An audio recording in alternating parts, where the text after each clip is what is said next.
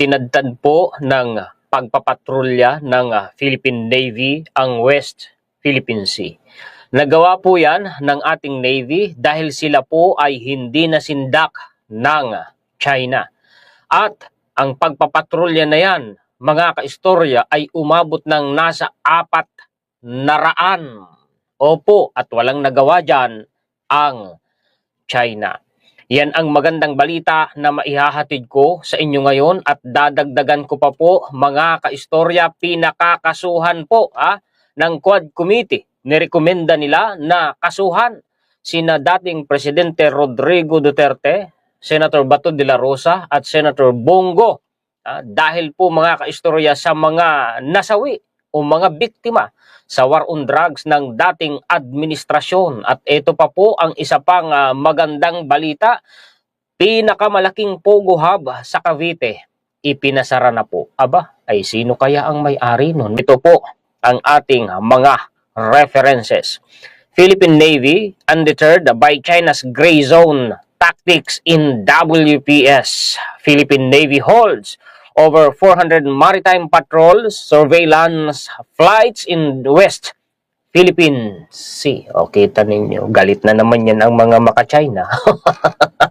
Ayaw nila ng ganyan, mga kaistorya. Basahin natin sa ibaba.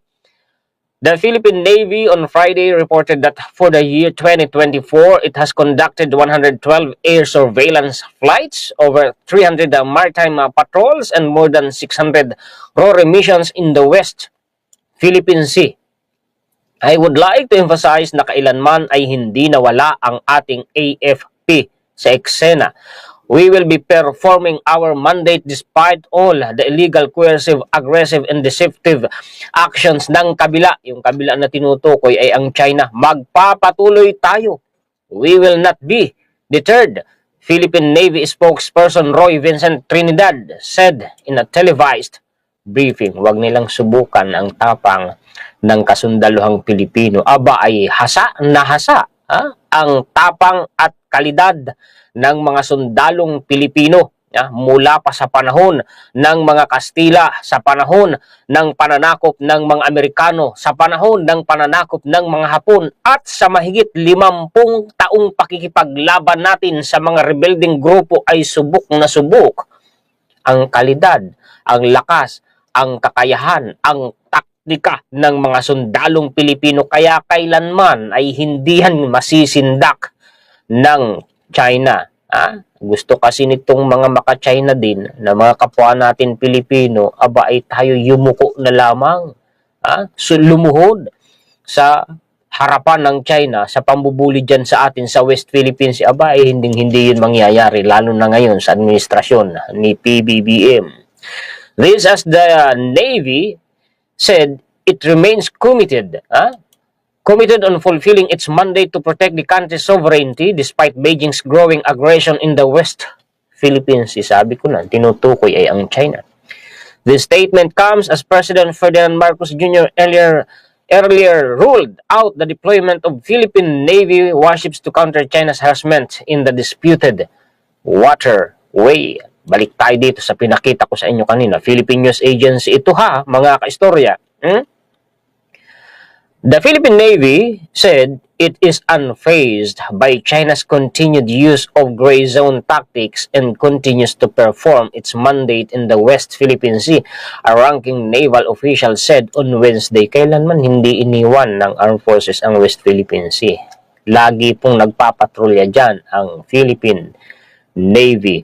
Ngayon, kung sasabihin ng mga maka-China, naku, baka girahin tayo ng China.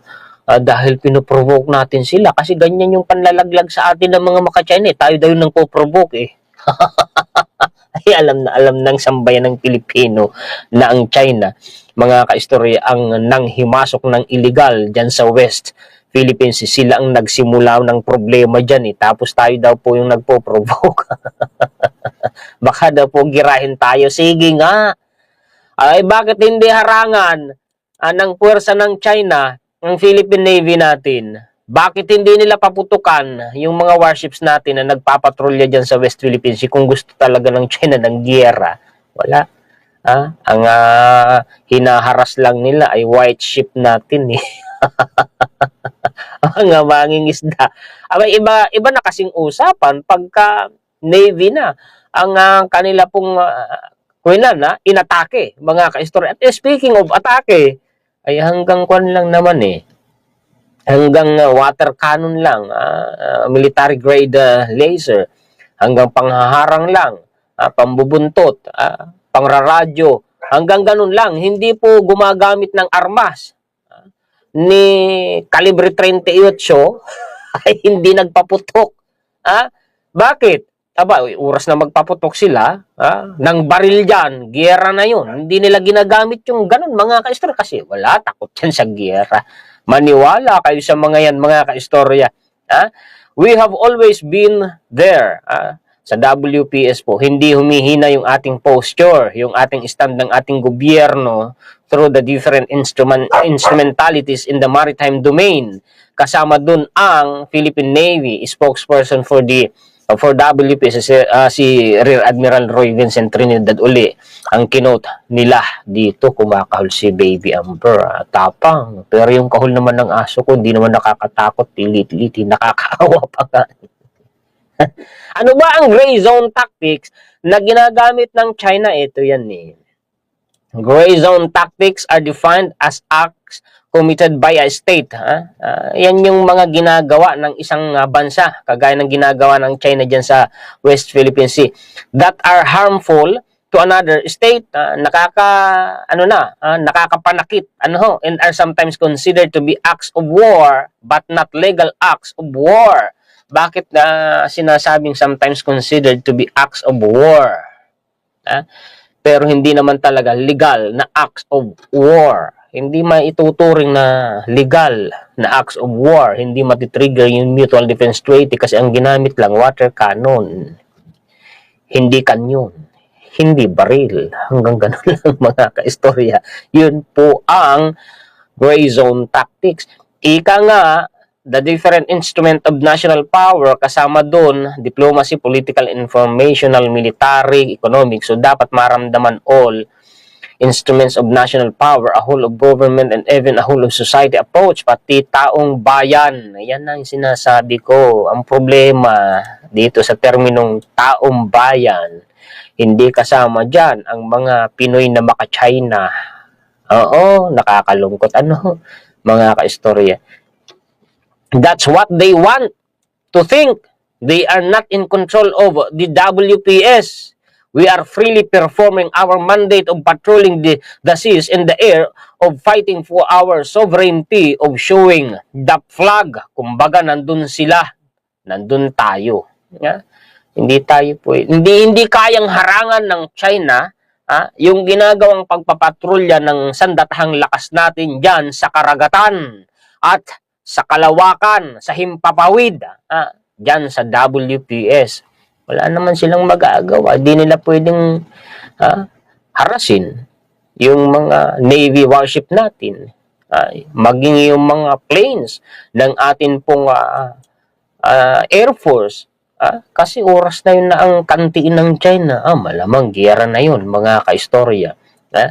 Kailanman ay hinding-hindi papayag ang gobyerno natin na iwanan at sukuan po ang West Philippine Sea, dahil pag ginawa natin yan ay tuluyan niyang kakamkamin ng China. Ang gusto kasi ng China, iwanan natin yan. Kaya sandamakmak ng mga propaganda, mga fake news, iba't ibang klaseng taktika ang ginagamit nila, mga ka-istorya, para lang iwanan natin ang West Philippine Sea. Pero iba sa administrasyon ngayon ni PBBM. Kaya nga ang China, asar na asar ngayon sa administrasyon ng presidente natin. Philippines says it's under pressure from China to cede claims in the South China Sea. Yan ang gusto ng China. Tigilan, iwanan na natin ang West Philippine Sea.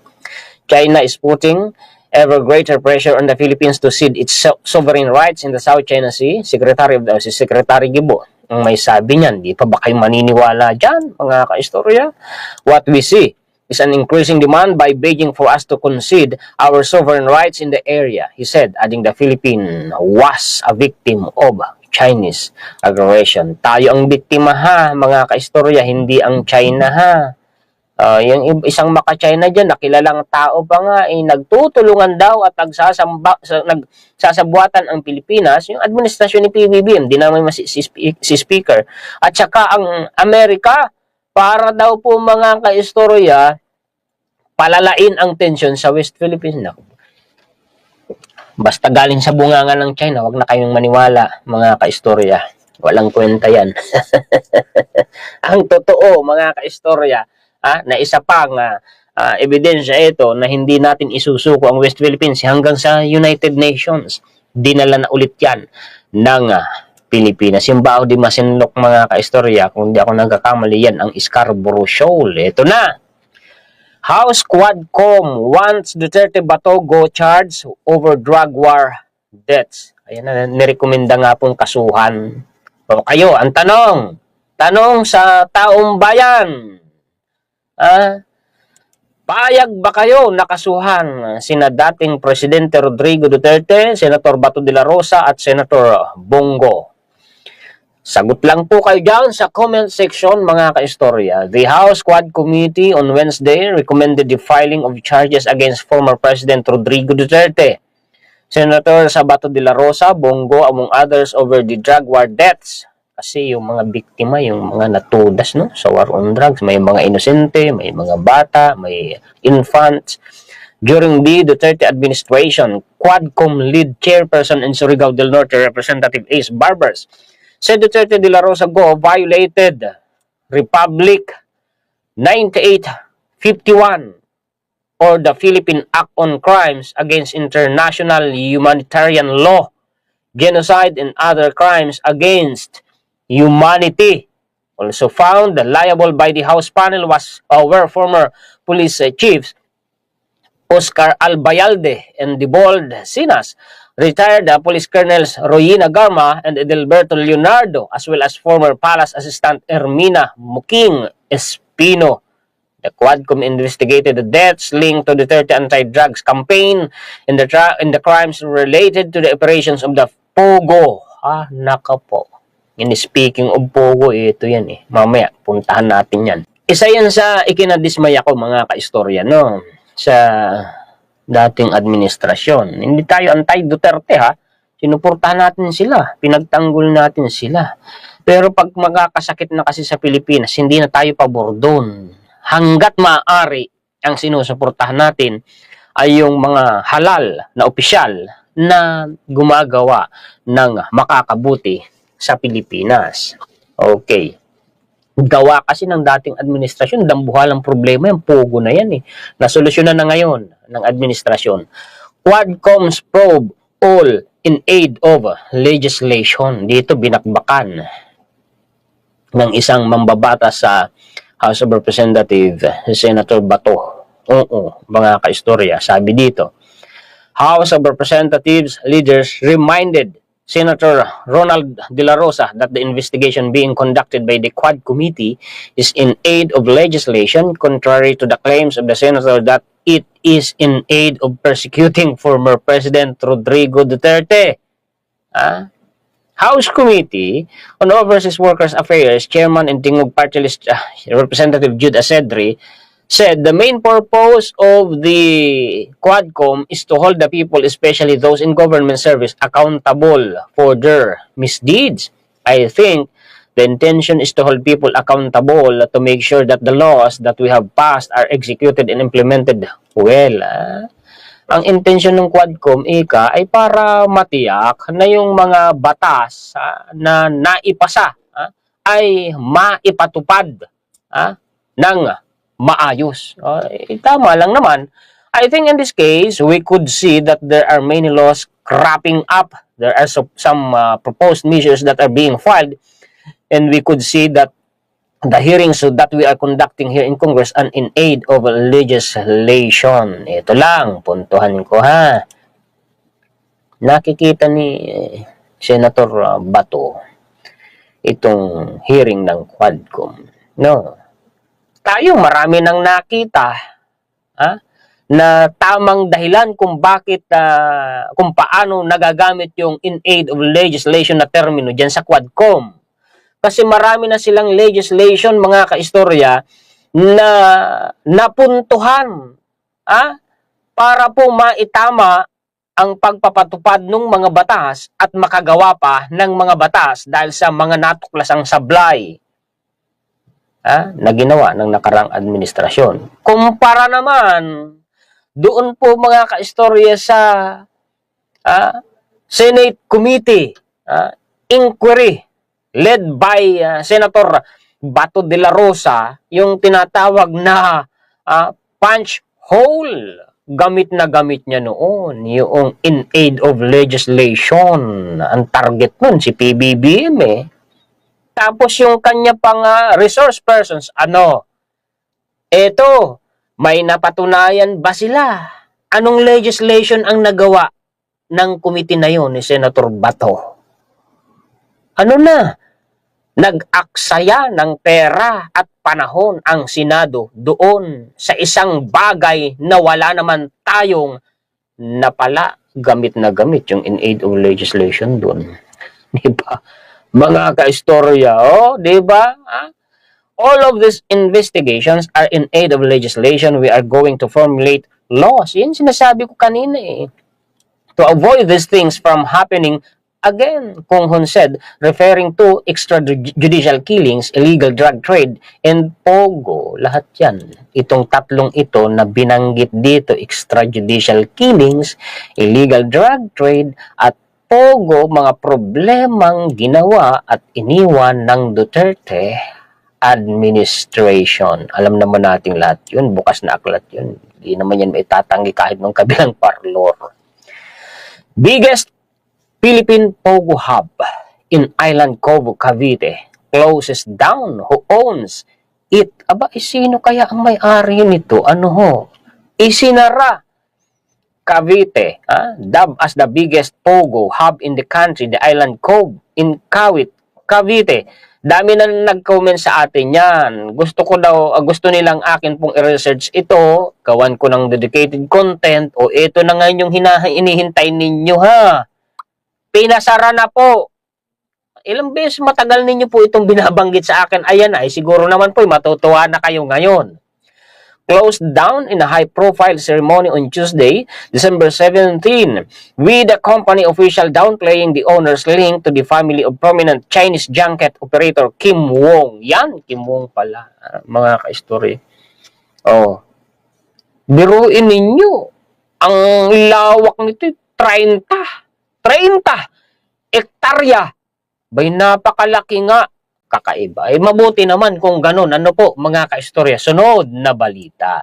Ang ating presidente, sa kabila ng pambabati ko sa kanya at mga paninira na minsan ay below the belt pa, ay patuloy pong tahimik na nagtatrabaho at nagsisipag para, ito ang sabi niya, ang mga proyektong ito ay ating isinusulong upang mas mapadali ang buhay, mapaunlad ang kabuhayan at mailapit ang oportunidad sa bawat Pilipino para gumanda ang buhay ng mamamayang Pilipino.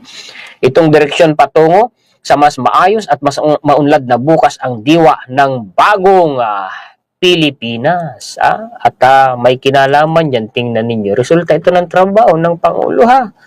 International Group kicks off infrastructure investment drive for Philippines. The Coalition for Emerging Market Infrastructure Investment, which include private equity giant KKR and corporation and infrastructure leader Global Infrastructure Partners, has launched the Philippine Platforms, which is dedicated to catalyzing at least 300 billion pesos in infrastructure investment into the country. Gaano karaming mamamayang Pilipino ang mabibigyan ng trabaho niyan? Gaano karaming pamilyang Pilipino ang bubuhayin niyan, mga kaistorya, niyang investment na yan? Ay salamat sa ating presidente, mga kaistorya. Punta tayo doon sa PhilHealth kasi ayaw tigilan. Ngayon, iparinig ko sa inyo ang sinabi ni Presidente BBM. Ano po, mga kaistorya? Ha? Para po makounter natin yung mga bumubuta sa gobyerno. Ito. Isa-isahin natin. PhilHealth has a 500 billion reserve. And the cost of to provide their services in 1 year is less than 100 billion.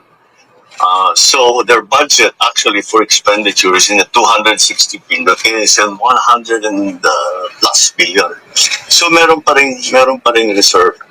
That's why I know na naabala ang tao because bakit dating binawasan?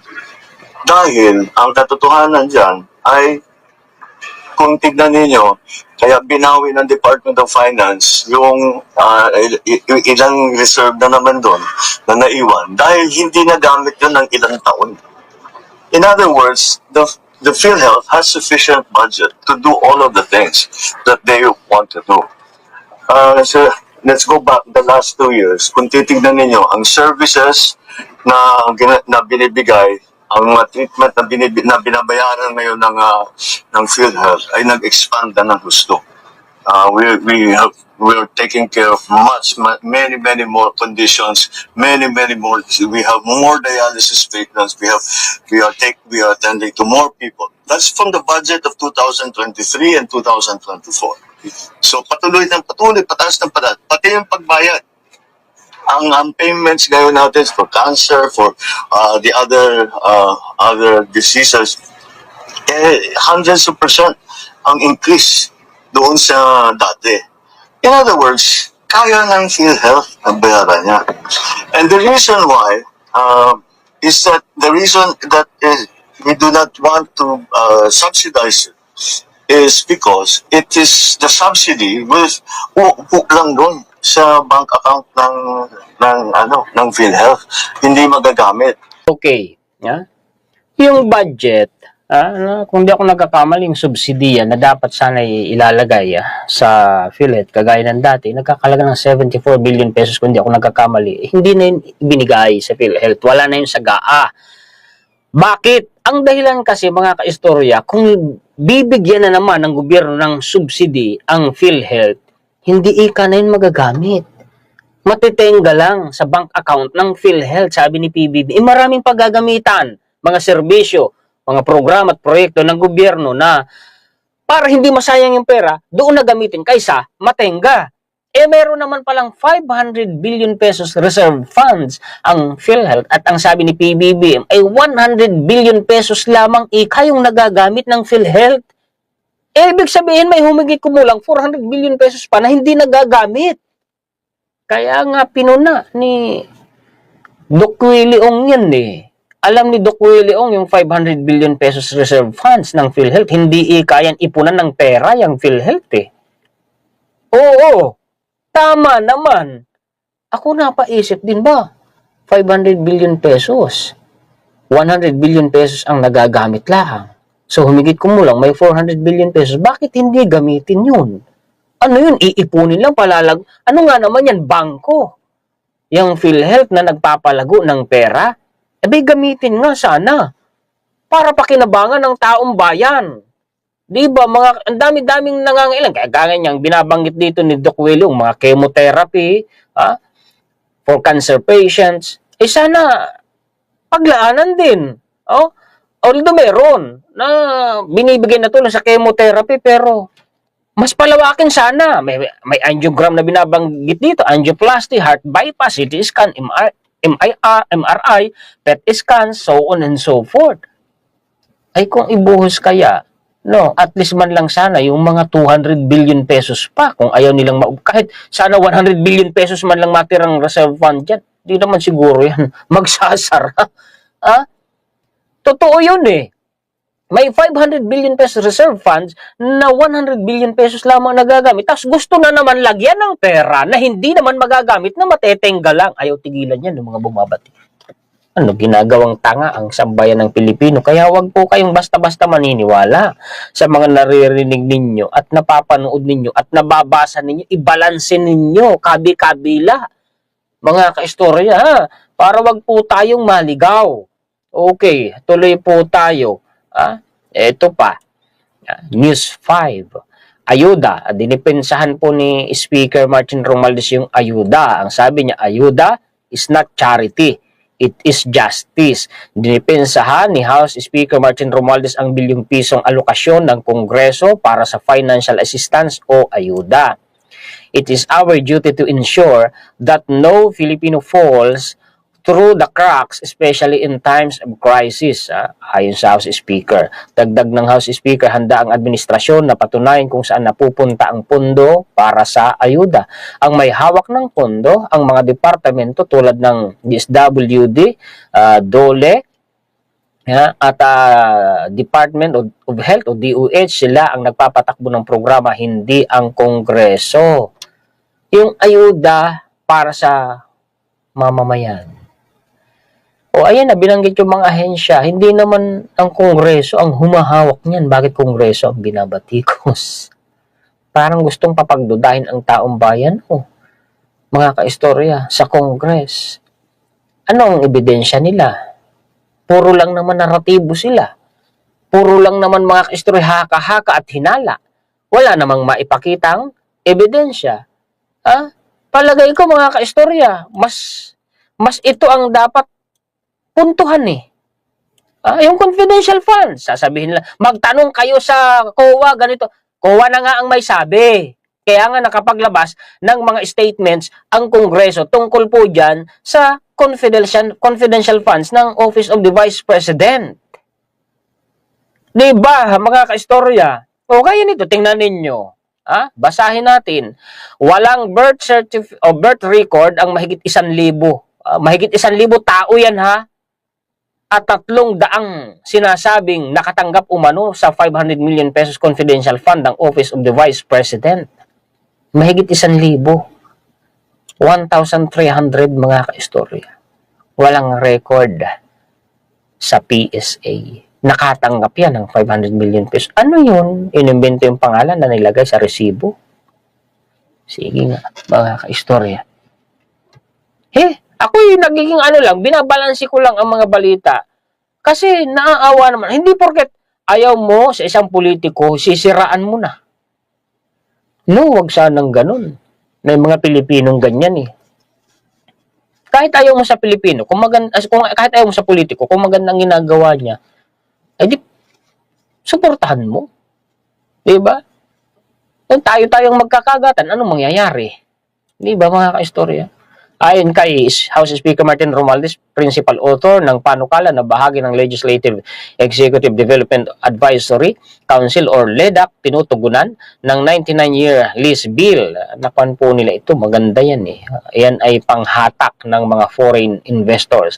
Ang pangamba ng mga dayuhang negosyante tungkol sa mas maikling rental period sa umiiral na batas o 50 taong renewal para sa karagdagang 25 na taon. We hope they would be satisfied with the proposal. We hope it would attract new foreign investment and encourage existing investors to expand their businesses, thereby creating more jobs. Pilipino makikinabang And income opportunities for our people and sustaining our economic growth. Magpapaunlad sa ekonomiya natin. Akma rin ang panukala sa open door policy ni President Ferdinand R. Marcos Jr. para sa mga lehitimong foreign capital na ginagawa rin naman sa maraming bansa sa rehiyon. We want to be competitive regionally and globally in terms of inciting foreign investment. Magandang ginagawa ng Kongreso at ng Office of the President. Ang problema, may mga kadismay itong mga tingkapapaitan, mga pasensya na kayo. Salamat po sa inyong panonood. Yan po ang mga balita at impormasyon na maibabahagi sa inyo ng inyong kaistorya. Maraming salamat sa mga sulit kaistorya natin sa buong mundo. Shout out po sa inyong lahat. Salamat sa inyong lahat dahil lagi kayong nakaantabay, lagi pong nakasuporta, lagi pong nanonood, laging nagla-like at nag-share sa mga contents ng inyong lingkod. Mabuhay po kayong lahat. Salamat higit sa lahat sa ating Panginoon.